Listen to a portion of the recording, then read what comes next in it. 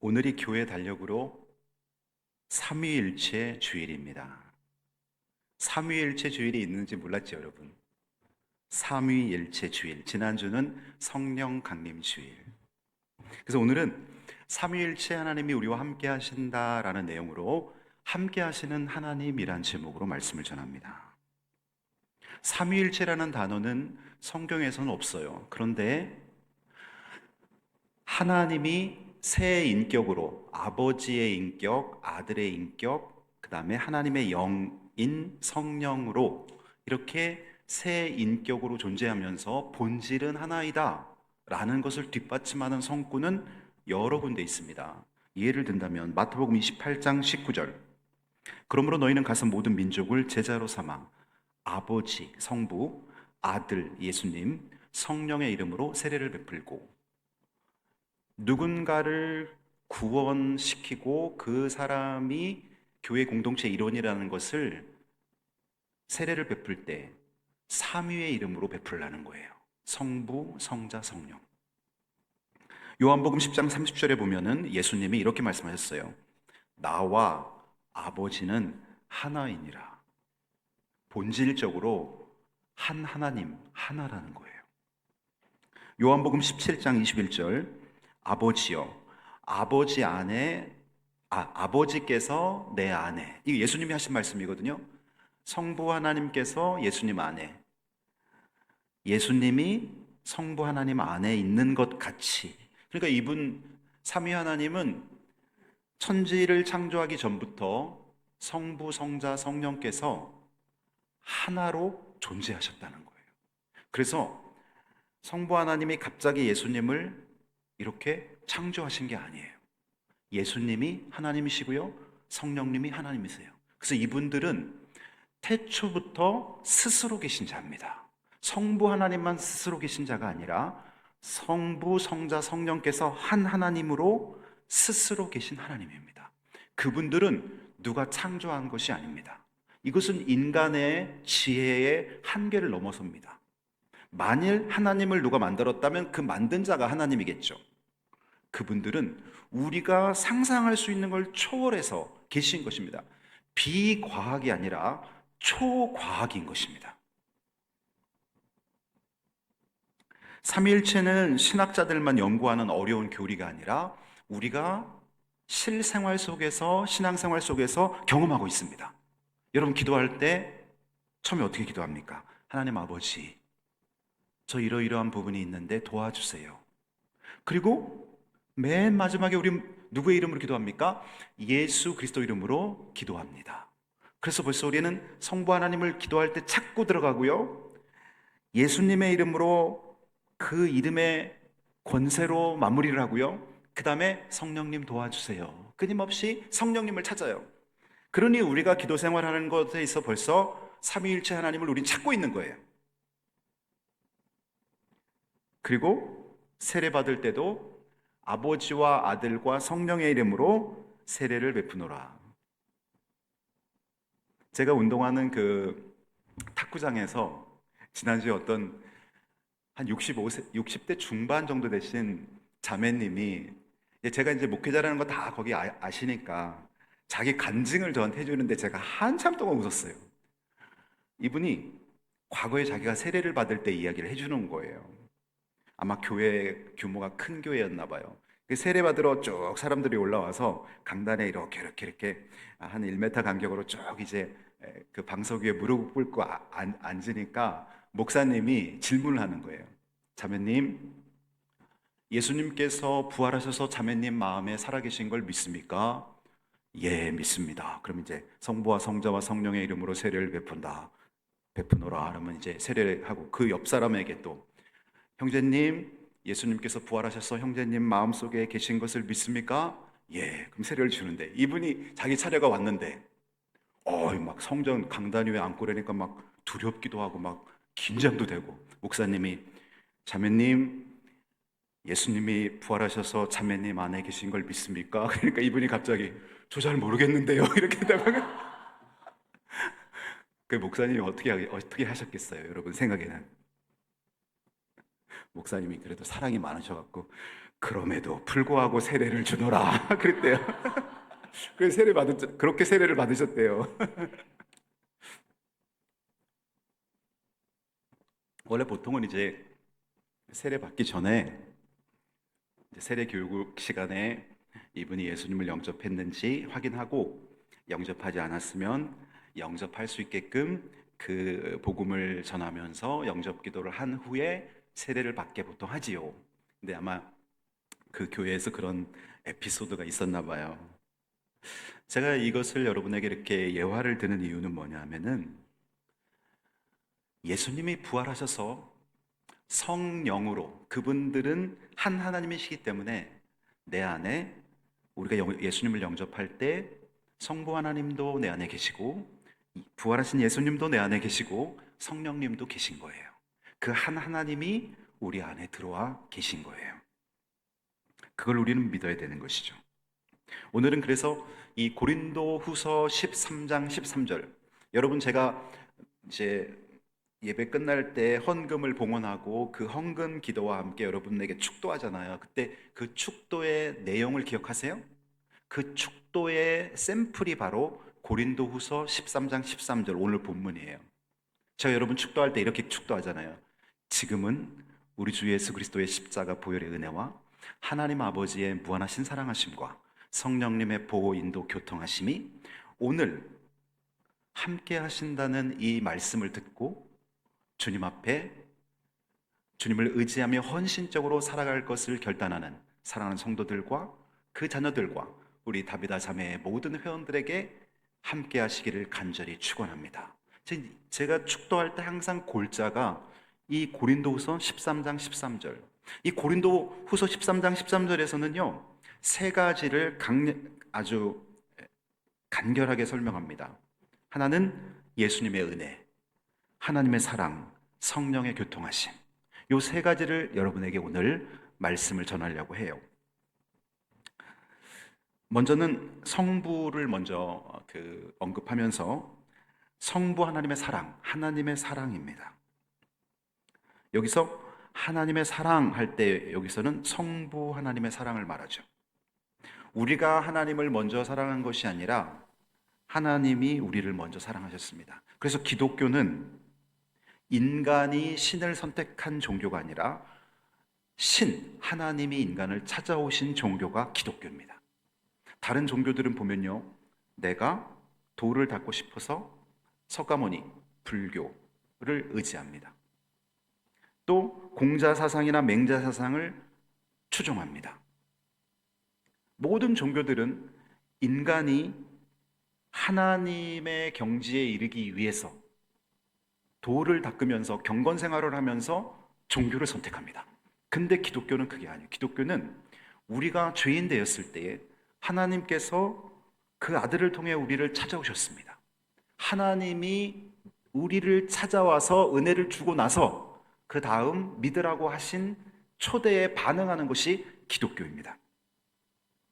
그래서 요한복음 4장 10절에 보면은, 사랑은 여기 있으니 우리가 하나님을 사랑한 것이 아니요 하나님이 우리를 사랑하사 우리 죄를 속하기 위하여 화목 제물로 그 아들을 보내셨음이니라. 성부 하나님 하면 여러분이 꼭 생각하셔야 되는 것이 사랑입니다. 근데 이 사랑은 조건 없는 사랑입니다. 누가복음 15장 탕자의 비유를 보면 그 아들이 아버지 재산을 미리 상속받아서 허랑방탕 다 써버립니다. 이걸 우리 삶에 대입하면 내 인생 내가 살 거야. 내 시간을 내 맘대로 다 젊은 20, 30대, 40, 50대 다 써버립니다. 물질, 아버지가 나에게 허락해 주신 건데 그 물질 또한 이거 내 거야. 내가 원하는데 다 쓸 거야. 다 써버립니다. 그것을 비유하고 있는 거예요. 탕자가 아버지가 주신 상속을 미리 받아서 허랑방탕 다 썼어요.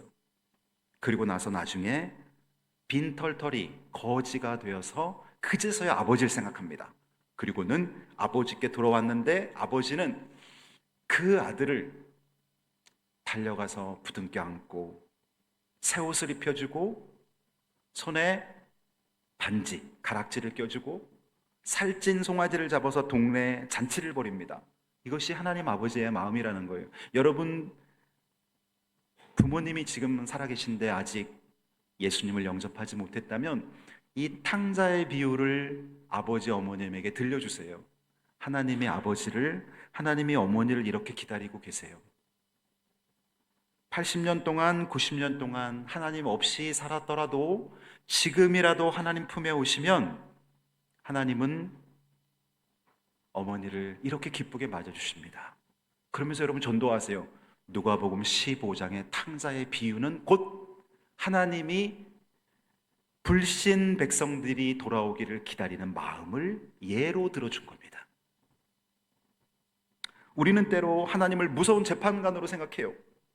그러나 성경은 하나님을 아버지라고 말합니다. 그래서 아버지는 징계는 할지라도 그 아들을 버리지 않습니다. 실망하실 수는 있어도 포기하지 않습니다. 그래서 여러분, 우리 복음성 중에 그 사랑이라는 복음성이 있죠. 이거 아버지 사랑을 노래한 거예요.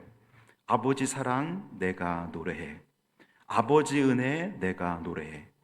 그 사랑 변함없으신, 저는 이 구절이 너무나 정말 가슴 깊이 공감이 되는 거예요.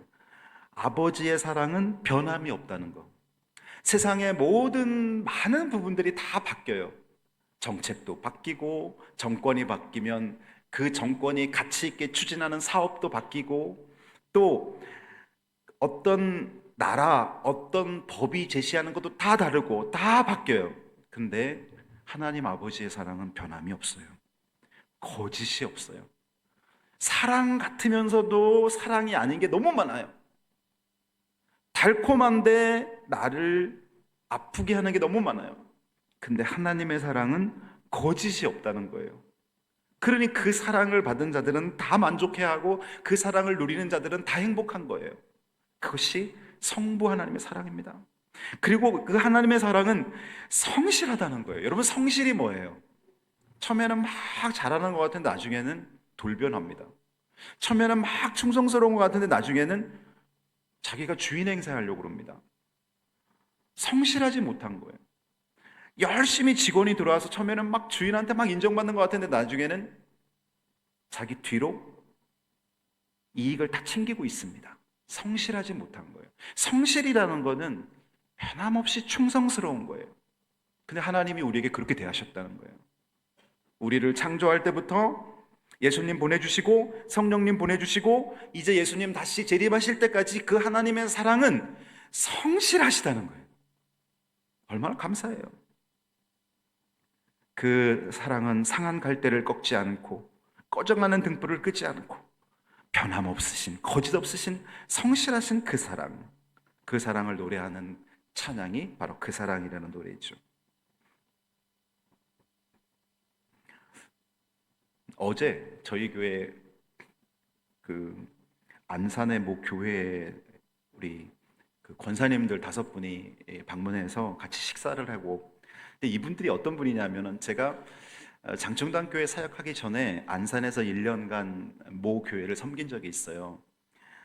근데 그 교회에 어떤 구조적인 어려움 때문에 그런 걸 제가 다 말씀드릴 수는 없고, 구조적인 어떤 성도들이 잘못한 부분이 아니라 교회의 구조적인 어려움 때문에 성도들이 그 후에 이렇게 목사님들이 한 3번 정도 바뀌면서 성도들이 다 한 150명 정도 되는 성도들이 다 이렇게 나가게 된 거예요. 그리고 지금은 한 20명, 30명 이렇게 남았다고 해요. 근데 그 교회 성도들이 18년 만에 저를 5분이 찾아온 거예요. 그래서 제가 그 성도들을 여기 바로 이 자리에 저랑 제 아내랑 같이 손을 잡고 여기서 7명이 손을 잡고 간절히 기도를 했어요. 우리 이수교회를 위해 기도하고 담임 목회자인 저와 제 아내를 위해서 기도해 달라 그랬어요. 간절히 손을 잡고 기도했어요. 그리고 식사를 하면서 이분들이 안산의 그 교회에서 너무나 힘든 그 신앙생활의 여정을 보내고 나서 그린 시티 교회라는 그 교회를 이제 출석하시는데, 안산과 화성 그 경계선에 있는 교회인데 너무너무 열심히 섬기고 있는 거예요, 교회에. 정말 교회의 중요 사역들을 맡아서 제가 그냥 부러울 정도로 너무너무 교회를 섬기고 있는 거예요. 제가 그걸 들으면서 어떤 생각을 했는 줄 아세요? 아, 예수님을 구주로 영접하고 성령으로 거듭난 성도들은 하나님이 책임지시는구나.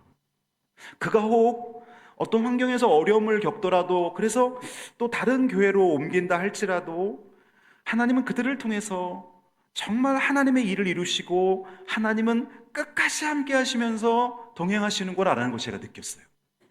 함께 하시는 하나님. 두 번째, 예수 그리스도의 은혜입니다. 첫 번째는 뭐라고요? 성부 하나님의 사랑. 두 번째는 예수님의 은혜. 사랑이 마음이라면 은혜는 행동입니다. 하나님이 우리를 사랑하는 그 마음을 우리는 확인했어요. 그러면 그 마음이 행동으로 나타난 것이 십자가의 은혜이고요. 그것이 우리에게 구원으로 선물로 주어진 것이 은혜입니다.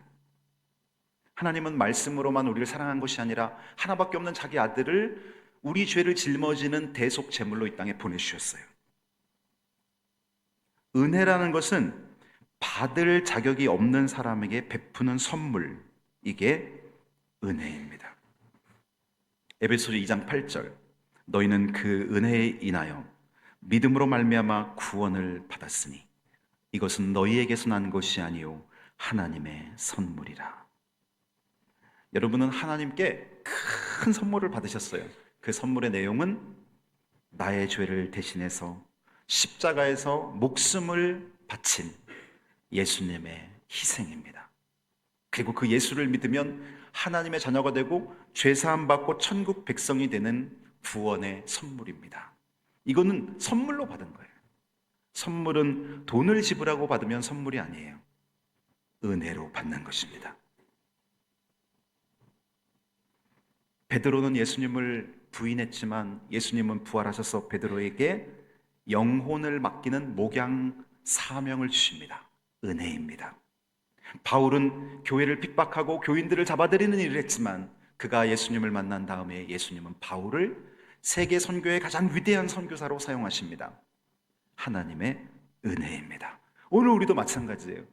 우리가 잘나서 직분을 얻은 게 아니에요. 우리가 잘나서 교회의 기관장이 된 게 아니에요. 하나님의 은혜입니다. 당연한 것 같은데도 당연하지 않았던 것을 우리는 코로나 때 경험했어요. 주일날 교회 가면 당연히 예배드릴 수 있는 줄 알았는데 예배드리지 못하는 환경 속에서 우리는 이것이 은혜라는 것을 알게 되었어요. 복음송 은혜라는 찬양의 후렴구를 보면요, 모든 것이 은혜, 은혜, 은혜, 한없는 은혜, 내 삶에 당연한 것 하나도 없었던 것을 모든 것이 은혜, 은혜였어. 여러분, 우리가 병원에 일주일만 입원해봐요. 밥 먹을 때 그 기도가 간절해집니다. 중환자실에 있다가 일반 병동으로만 올라와 봐요. 감사가 절로 납니다. 태어나면서 기뻐하지 않는 사람이 이 세상에 아무도 없어요. 우리가 건강하게 하루 세 끼를 먹을 수 있고 우리가 이렇게 아름다운 성전에서 마음껏 찬양하며 예배할 수 있는 게 여러분 당연하다고 생각하지 마십시오. 하나님의 은혜입니다. 오늘 저는 우리 이양행 집사님이 펄쩍펄쩍 뛰면서 찬양하면서 같이 찬양해서 온몸이 땀에 젖었어요. 은혜입니다. 얼마나 감사한지 모르겠어요. 저 겨드랑이 보세요. 벌써 젖어 있어요. 땀이 푹 젖었어요, 제가 지금. 그래서 아까 에어컨을 켜달라 그런 거예요. 하나님의 은혜입니다. 어떤 사람이 넘어졌다가 다시 일어설 수 있는 것은 은혜가 있기 때문에 그런 거예요. 내가 신앙생활은 자기 공로를 자랑하는 것이 아니라 은혜를 기억하는 삶입니다. 우리 장로님들, 권사님들이 정말 은혜로 여러분의 자리에서 목회자에게 힘이 되는 그런 재직이 되고요, 기도의 자리를 지키면서 목회자에게 힘이 되는, 여러분과 아론과 훌을 보십시오.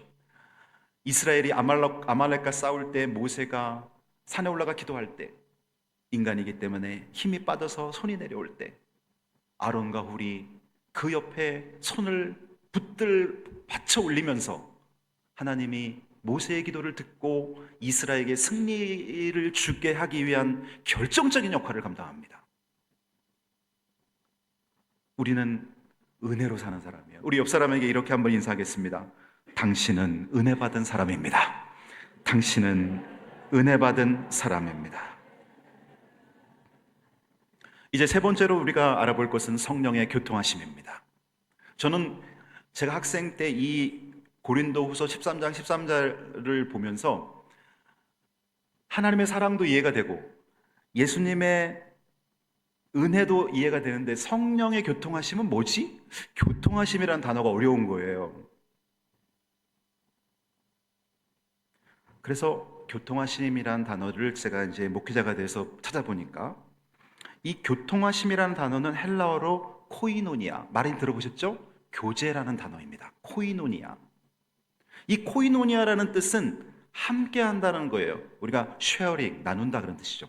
하나님이 내 마음에, 내 인격에 들어오셔서 함께 한다는 거예요. 성령의 교통하심은 성령님이 내 안에 들어오신다는 거예요. 함께 하신다는 거예요. 그리고 친밀한 사귐, 펠로우십을 한다는 거예요. 내 기도를 들어주시고 내가 힘들고 어려울 때 말씀이나 많은 사람들을 통해서 나를 위로하신다는 거예요. 친밀한 사귐, 나랑 사귄다는 거예요. 여러분, 우리가 어떤 청년이 좋아하는 사람이 생겨갖고 자매랑 막 교제하면 너 저 자매랑 사귀는구나 이렇게 얘기하잖아요. 그거 똑같은 거예요. 우리가 성령님이 우리 안에 들어오셔서 성령님을 우리가 항상 찾고 성령님과 친밀히 교제하면 성령님과 내가 사귀는 거예요. 이게 교통하심이라는 거예요. 펠로십. 성령님과 사귄다. 얼마나 황홀합니까? 얼마나 귀한 특권입니까? 세상 사람들은 성령에 관해서 잘 알지도 못하는데 우리는 성령을 삶 속에서 날마다 수십 번, 수백 번, 순간마다 성령님과 사귀고 있는 것입니다. 그 다음에 이 코이노니아라는 단어의 뜻은 공동체적 연합을 말하는 것입니다. 성령이 우리 공동체 안에 충만하잖아요. 그러면 우리가 어떤 일을 할 때 반대 세력이나 상처받는 사람이 없어요. 우리가 몽골 단기 선교를 작년 8월에 갔다 왔단 말이에요. 몽골 단기 선교를 가는 데 있어서 우리 이수교회 공동체 중에 그 어떤 사람도 거기에 대해서 부정적인 얘기를 하거나 거기에 대해서 불평과 원망을 하는 사람 한 명도 없었어요. 그건 뭐냐면 성령께서 우리 공동체 안에 선교는 하나님이 기뻐하시는 것이고 이 선교에 대해서 우리가 물질로 함께 후원할 때 충만하게 그 선교를 감당할 수 있게끔 성도들의 헌금과 기도가 쌓이게 되는 것이죠. 이번에 우리 교회 환경 개선도 마찬가지입니다. 성령께서 우리 성도들 가운데 함께 하시면서 하나님이 기뻐하시는 일들을 해나갈 때 공동체적 연합을 이루게 만드는 거예요. 삶과 마음을 함께하게 만드는 거예요. 파트너십. 서로가 서로 안에 돕는 자로 서게 되는 것이죠. 요한복음 14장 16절을 보세요. 내가 아버지께 구하겠으니 그가 또 다른 보혜사를 너희에게 주사 영원토록 너희와 함께 있게 하리니. 그래서 성령님이 우리 안에 오셔서 하나님이 우리와 영원토록 함께 하시는 거예요. 예수님 어떨 땐 그런 생각이 들 때도 있어요. 야, 베드로나 12제자들은 얼마나 행복했을까. 예수님을 직접 눈으로 보고 예수님 옆에 있었기 때문에. 근데 여러분, 그 부러워할 필요가 없어요. 왜냐하면 예수님이 떠나가시면서 이렇게 말씀하셨어요. 아버지께서 또 다른 보혜사 성령을 너에게 보여주시니 오히려 성령이 오시는 것이 더 유익이라. 예수님은 육신을 입었기 때문에 장소에 매이게 됩니다. 예수님이 갈릴리에 계시면 베다니에 있는 사람들은 예수님 못 봐요. 예수님이 예루살렘에 있으면 나사렛에 있는 사람들은 예수님 못 봐요. 근데 성령님은 하나님의 영이기 때문에 이 지구상 모든 곳에서 동시에 예배를 드려도 다 거기 거하실 수가 있는 거예요. 성령이 오늘 우리 안에 계신 거예요. 영원토록 너희와 함께 있으리라. 저는 오늘 설교를 맺습니다. 여러분 힘을 내세요. 혼자라고 생각하지 마세요. 인생을 살면서 지치고 힘들 때, 이 세상에 정말 내 마음을 알아줄 사람이 한 명도 없다고 생각할 때, 그때도 하나님은 성령님을 여러분 안에 가장 귀한 친구로 교통하고 계시는 거예요. 죽음이 막 다가올 때, 여러분 죽음을 같이 할 수 있는 사람이 있어요? 가족도 함께 못해요. 내가 수술실 들어갈 때 내 남편이 못 들어와요. 자식이 못 들어와요. 수술실 문 앞에까지만 함께 할 수 있는 거예요. 그러나 성령님은 수술을 집도하는 그 순간에 의사와 함께 하고요, 마취되어 있는 의식도 없는 그 순간에 나와 함께 하고요, 천국 가는 그날까지 나와 함께 하는 거예요. 이 성령님의 역사, 이 성령님의 임재를 느끼는 사람은 두렵지 않은 거예요. 마음이 든든한 거예요. 그러므로 우리는 혼자가 아닙니다. 인생의 길이 힘들어도 혼자가 아닙니다. 눈물의 밤을 지새워도 혼자가 아닙니다. 교회와 가정을 섬길 때도 혼자가 아닙니다. 여러분, 사랑하는 여러분 자녀들이 성령을 체험했어요. 성령님이 나와 함께 하는 걸 느껴요. 그러면 여러분 걱정하지 않아도 돼요. 군복무 중에도 함께하고 유학 중에 있어도 여러분 성령께서 함께 하시는 거예요. 이 지구상에 어디에 있다 할지라도 하나님의 영이 그와 함께하기 때문에 부모는 부모로서 든든한 것입니다. 자녀는 자녀로서 주님을 의지하며 그 앞길 하나님이 인도하시는 것입니다. 오늘 이 성령 하나님, 우리와 함께 하시는 그 하나님을 찬양하며 여러분들 안에 삼위일체 하나님이 충만하기를 예수님의 이름으로 축원합니다. 네, 기도하겠습니다.